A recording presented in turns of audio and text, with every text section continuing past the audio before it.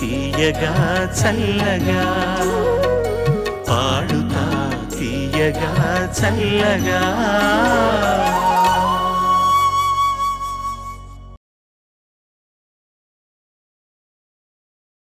సర్వేపల్లి శ్రేయ మన ముందుకు వస్తుంది. ఆ అమ్మాయి ఎంపిక చేసుకున్న పాట అన్నమాచార్య కీర్తన, సంగీతం సినిమా కోసమని. దాన్ని సినిమా పద్ధతికి మలిచినటువంటి వారు కీరవాణి, గానం బాంబే జయశ్రీ.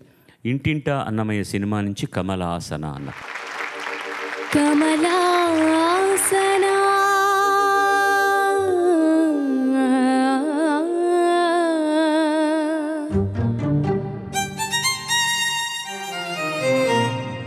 కమలాసన